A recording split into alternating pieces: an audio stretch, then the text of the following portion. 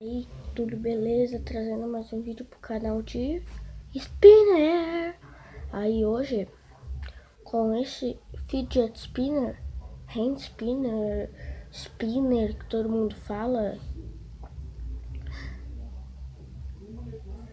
Tá, agora eu vou trazer todas as características dele. Antes de começar o vídeo, eu vou já falar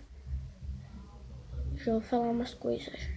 Se inscreva no canal, ative as notificações, deixa o like, comenta os desafios, compartilha esse vídeo para todo mundo conhecer.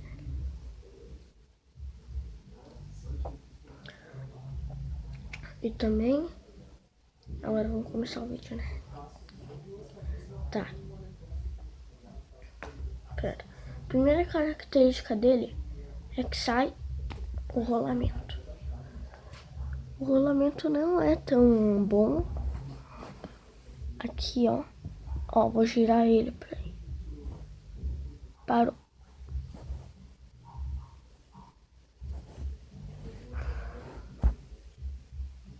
Parou agora.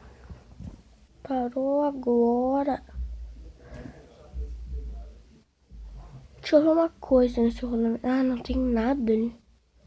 Sou eu que tava viajando sempre. Tá, outra característica. Tá vendo essas partes pretas dele aqui em volta? Que é o peso do meu. Sai. Todas. Ó. Tirei. Tem duas em cada um. E se tu tira, galera, ele fica tipo tudo assim, ó. Fica tudo tremendo. Tá, agora deixa eu botar de volta isso daqui.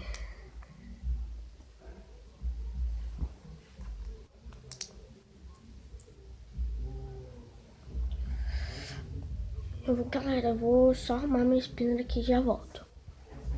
Bom, galera, arrumei o spinner.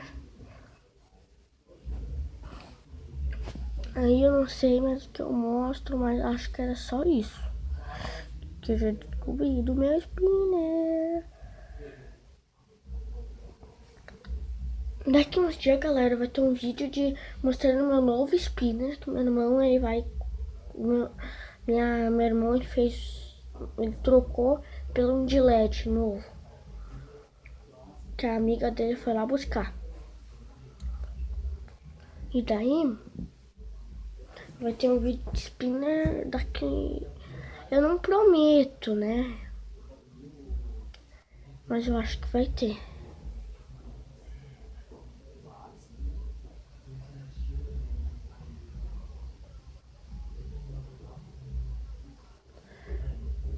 Era só isso que eu queria falar.